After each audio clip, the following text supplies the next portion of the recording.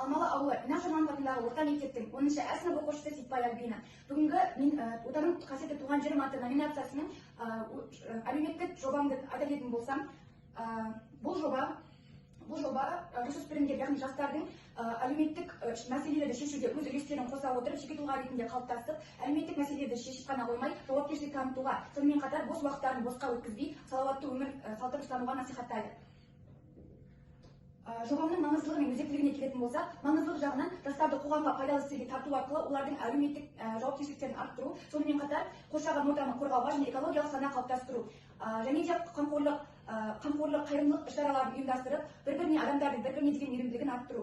Ал өзектілігіне келетін болсақ, қазірде жасөспірімдер, яғни оқушылар немесе жастарды алатын болсақ, олар өз уақыттарын тиімді өткізбейді, көбінесе әлеуметтік желілерде отырып, өз уақыттарын дұрыс өткізбейді. Және де осы менің жобам осы мәселенің алдын алып, өзінің нақты бағыттарын ұсынады. Яғни әлеуметтік жағынан, салауатты өмір салты жағынан, және де қамқорлық жағынан жастарды жаңа жаққа баулиды. Ал жеке үлеске келетін болсақ, бұл жобада жеке мектеп оқушыларының немесе ерікті жастардың өз бастамасымен құрылатын жоба. Бұл әр бағытқа жауапты еріктілер топтарға бөлініп, тұрақты іс-шараларын жүргізеді.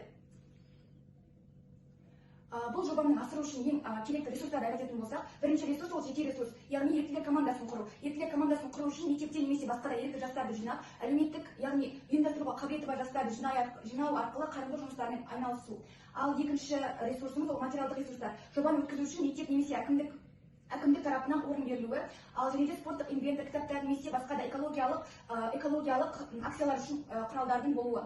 Және де демеушілер, яғни біздің еріктілер тобына спонсор болғысы келетін адамдарды табу және де оларға ұсыныс беру. Ал үшінші ақпараттық ресурстар. Әрине, егер біз еріктілікпен, яғни волонтерлік жұмыспен айналысатын болсақ, бізге өзіміздің іс-шарамызды, көмектесіп жүрген жұмыстарымызды, немесе басқа да бағыттар жағынан өзіміздің іс-шараларымызды әлеуметтік желіге салу арқылы басқа да көрермендерді осындай пайдалы іске шақырып, салауатты өмір салтын қалыптастыру.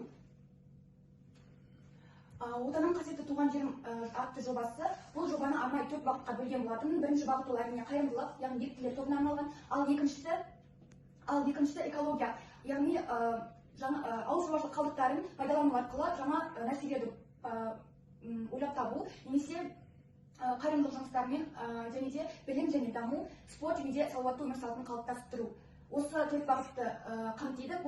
Менің бұл жобамның ерекшелігі, бұл жай ғана бір ғана саланы ғана құрамайды, әртүрлі саланы қалыптастыра отырып, оқушыларды, жастарды жеке тұлға ретінде қалыптастырады. Жалпы саладан дамып, өздерінің әлеуметтік мәселелерді шешуде жауапкершілігі бар жеке тұлға ретінде сезінетін болады.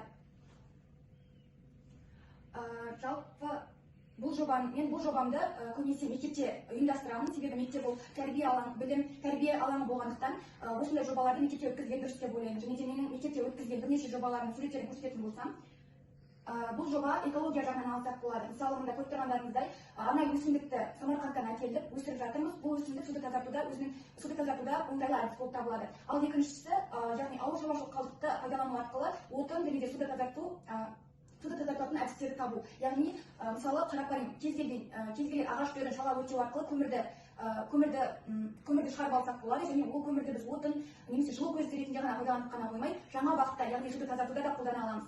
Осы жобаларымызбен біз бірнеше жарыстарға барып келген болатынбыз. Мына суреттерде көріп тұрғандарыңыздай Астанаға, Самарқандқа және де Шымкентке барып келген болатынбыз. Және де Қазақстандағы, Алматыдағы бірнеше универге барып, өз жобамызды, осы экология тұрғыдан өзіміздің жобаларымызды ұсынып, жүлделі орындар алдық.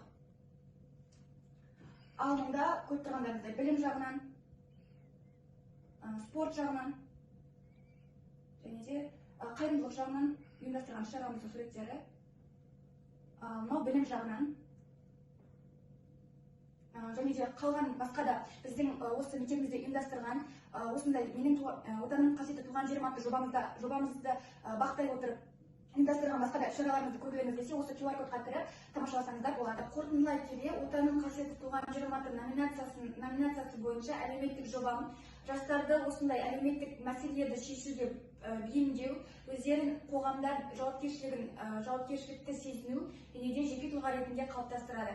Жалпы бұл жоба өте ауқымды жоба болғандықтан әртүрлі салаларды, әртүрлі бағыттарды қамтиды, және де бұл жобаға қатысқан жастар жаңа инвестициялар, болашаққа инвестиция алып, өз болашақта өздерінің саласында да жауапкершілікті азамат болуға бейімделеді және қалыптасады.